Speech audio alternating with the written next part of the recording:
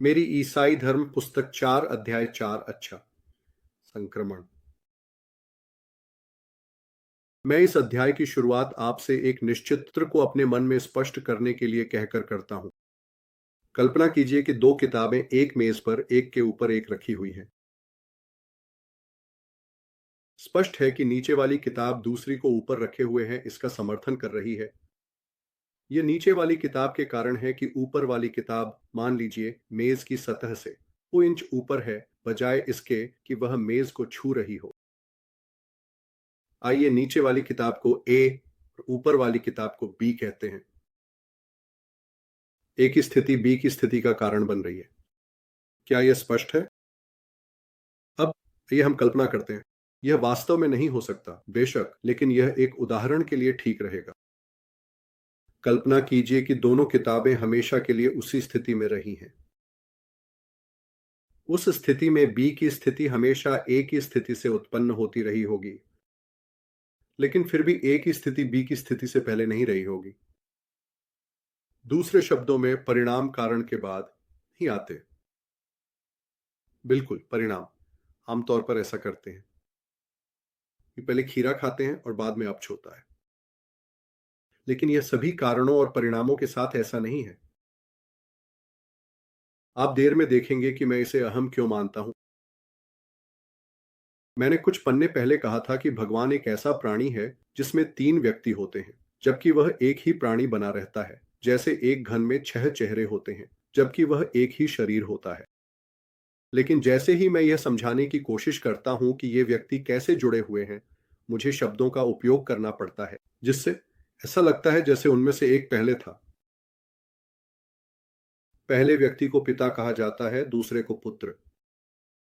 हम कहते हैं कि पहला दूसरा को उत्पन्न करता है। हम इसे उत्पन्न करना कहते हैं, बनाना नहीं, क्योंकि जो वह उत्पन्न करता है वह उसके समान ही होता है। इस तरह पिता शब्द ही एकमात्र शब्द है जिसका उपयोग करना चाहिए। लेकिन दुर्भाग्यवश यह सुझाव देता है कि वह पहले था, जैसे एक मानव पिता अपने पुत्र से पहले होता है। लेकिन ऐसा नहीं है। इसमें कोई पहले और बाद की बात नहीं है।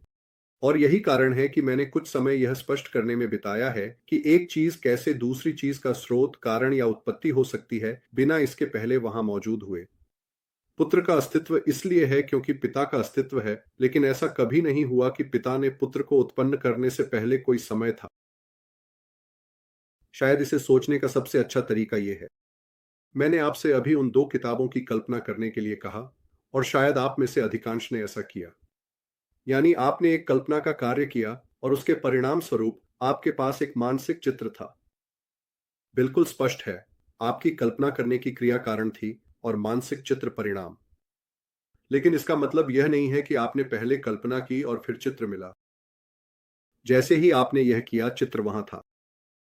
आपकी इच्छा हमेशा आपके सामने चित्र को बनाए रख रही थी। फिर भी वह इच्छा का कार्य और चित्र एक ही क्षण में शुरू हुआ और एक ही क्षण में समाप्त हुआ। अगर कोई ऐसा प्राणी होता जो हमेशा से अस्तित्व में था और हमेशा एक ही चीज की कल्पना कर रहा था, तो उसकी क्रिया हमेशा एक मानसिक चित्र उत्पन्न कर रही होती।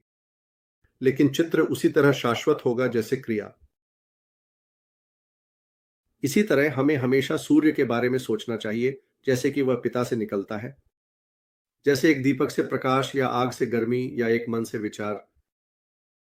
वह पिता की आत्म व्यक्ति है जो पिता कहना चाहता है। और कभी ऐसा समय नहीं था जब उसने इसे नहीं कहा। लेकिन आपने देखा है कि क्या हो रहा है। ये सभी प्रकाश या गर्मी की तस्वीरें, ऐसा लग रहा है जैसे पिता और पुत्र दो चीजें हैं, न कि दो व्यक्ति। तो आखिरकार नए नियम में पिता और पुत्र का चित्रण किसी भी चीज की तुलना में कहीं अधिक सटीक है, जिसे हम इसके लिए प्रतिस्थापित करने की कोशिश करते हैं। यही हमेशा होता है जब आप बाइबल के शब्दों से दूर जाते हैं। कुछ विशेष बिंदु को स्पष्ट करने के लिए उनसे एक पल के लिए दूर जाना बिल्कुल सही है, लेकिन आपको हमेशा वापस लौटना चाहिए। स्वाभाविक रूप से भगवान खुद को वर्णित करने में हमसे कहीं बेहतर जानते हैं। वह जानता है कि पिता और पुत्र का संबंध पहले और दूसरे व्यक्तियों के बीच के संबंध के समान है, न कि किसी और चीज के। जानने के लिए सबसे महत्वपूर्ण बात यह है कि यह प्रेम का संबंध है। पिता अपने पुत्र में आनंदित होता है और पुत्र अपने पिता की ओर देखता है। आगे बढ़ने से पहले इस बात के व्यावहारिक महत्व पर ध्यान दें। हर तरह के लोग ईसाई कथन को दोहराने के लिए उत्सुक होते हैं कि ईश्वर प्रेम है, लेकिन वे ऐसा लगता है कि वे इसे नहीं समझते। यह कि ईश्वर प्रेम है कि शब्दों का कोई वास्तविक अर्थ नहीं है जब तक कि ईश्वर में कम से कम दो व्यक्ति न हो। प्रेम वह चीज है जो एक व्यक्ति दूसरे व्यक्ति के लिए रखता है। अगर ईश्वर एकल व्यक्ति होता तो जब दुनिया बनाई गई थी वह प्रेम नहीं था। बिल्कुल, जब ये लोग कहते हैं कि ईश्वर प्रेम है तो इसका मतलब अक्सर कुछ और ही होता है। वे वास्तव में मतलब रखते हैं प्रेम ही ईश्वर है। वे वास्तव में यह मतलब रखते हैं कि हमारे प्रेम के भाव चाहे वे कैसे भी और जहां भी आए और जो भी परिणाम वे उत्पन्न करते हैं उन्हें बड़े सम्मान के साथ लिया जाना चाहिए। शायद वे हैं, लेकिन यह उस बात से बिल्कुल अलग है जिसका ईसाई ईश्वर प्रेम है के कथन से मतलब रखते हैं। वे मानते हैं कि प्रेम की जीवंत गतिशील गतिविधि हमेशा से भगवान में चल रही है और इसने बाकी सब कुछ बनाया है। और यह वैसे शायद ईसाई धर्म और सभी अन्य धर्मों के बीच सबसे महत्वपूर्ण अंतर है। यह कि ईसाई धर्म में भगवान एक स्थिर चीज नहीं है, न ही एक व्यक्ति, बल्कि एक गतिशील धड़कती हुई गतिविधि, एक जीवन है, लगभग एक तरह का नाटक, लगभग। अगर आप मुझे बेअदबी नहीं समझेंगे तो एक तरह का नृत्य। पिता और पुत्र के बीच का संघ इतना जीवंत ठोस है कि यह संघ स्वयं भी एक व्यक्ति है। मुझे पता है कि यह लगभग असंभव लगता है, लेकिन इसे इस तरह देखें। आप जानते हैं कि मानव बीइंग्स के बीच जब वे एक परिवार, क्लब या ट्रेड यूनियन में एकत्र होते हैं तो लोग उस परिवार, क्लब या ट्रेड यूनियन की आत्मा के बारे में बात करते हैं। वे इसकी आत्मा के बारे में बात करते हैं क्योंकि जब व्यक्तिगत सदस्य एक साथ होते हैं तो वे वास्तव में बातचीत और व्यवहार के विशेष तरीके विकसित करते हैं जो कि अगर वे अलग होते तो नहीं होते। यह ऐसा है जैसे एक प्रकार की सामुदायिक व्यक्तित्व अस्तित्व में आई। बिल्कुल, यह एक असली व्यक्ति नहीं है। यह केवल एक व्यक्ति की तरह है, लेकिन यह भगवान और हमारे बीच के अंतर में से एक है। पिता और पुत्र के संयुक्त जीवन से जो उगता है वह एक असली व्यक्ति है। वास्तव में वह उन तीन व्यक्तियों में से तीसरा है जो ईश्वर है। इस तीसरे व्यक्ति को तकनीकी भाषा में पवित्र आत्मा या ईश्वर की आत्मा कहा जाता है। यदि आप इसे या उसे अपने मन में अन्य दो की तुलना में अधिक स्पष्ट या धुंधला पाते हैं तो चिंता या आश्चर्य न करें। मुझे लगता है कि इसका एक कारण है कि ऐसा होना चाहिए। ईसाई जीवन में आप आमतौर पर उसे नहीं देख रहे होते। वह हमेशा के माध्यम से कार्य कर रहा है। अगर आप पिता को अपने सामने कुछ बाहर के रूप में सोचते हैं और पुत्र को अपने बगल में खड़े किसी व्यक्ति के रूप में सोचते हैं जो आपकी प्रार्थना में मदद कर रहा है, आपको एक और पुत्र में बदलने की कोशिश कर रहा है, तो आपको तीसरे व्यक्ति को अपने अंदर या आपके पीछे कुछ के रूप में सोचना होगा। शायद कुछ लोगों को तीसरे व्यक्ति से शुरू करना और पीछे की ओर काम करना आसान लग सकता है। ईश्वर प्रेम है और यह प्रेम मनुष्यों के माध्यम से कार्य करता है, विशेष रूप से ईसाई समुदाय के पूरे समूह के माध्यम से। लेकिन यह प्रेम की आत्मा जो सभी काल से है, एक प्रेम है जो पिता और पुत्र के बीच चल रहा है। और अब यह सब मायने क्यों रखता है? यह दुनिया में किसी भी चीज से अधिक महत्वपूर्ण है। इस तीन व्यक्तिगत जीवन का पूरा नृत्य या नाटक या पैटर्न खेला जाना है। हम में से प्रत्येक, या इसे दूसरे तरीके से कहें, हम में से प्रत्येक को उस पैटर्न में प्रवेश करना होगा, उस नृत्य में अपनी जगह लेना होगा। जिस खुशी के लिए हमें बनाया गया है उसके लिए कोई और रास्ता नहीं है।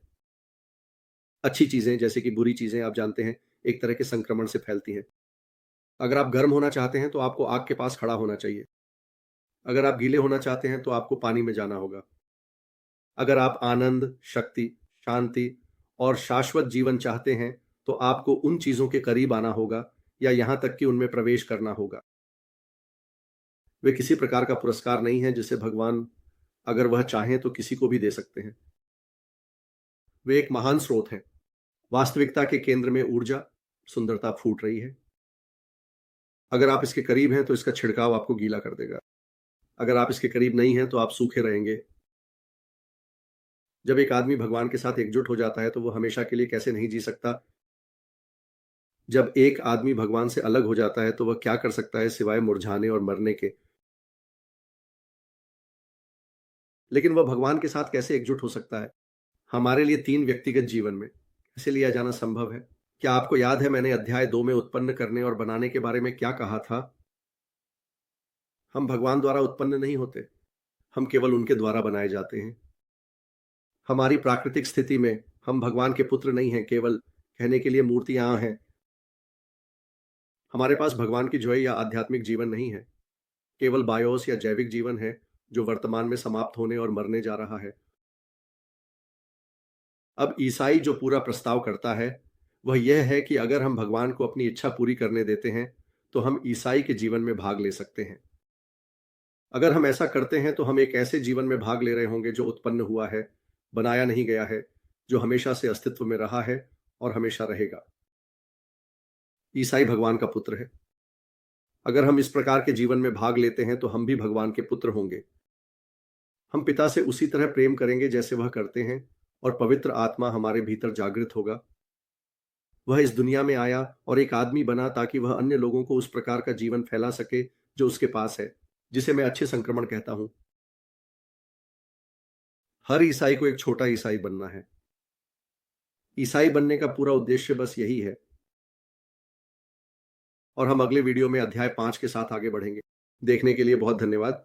मैं तुम लोगों से प्यार करता हूं। जैसा कि टिगर कहता है, फिर मिलेंगे।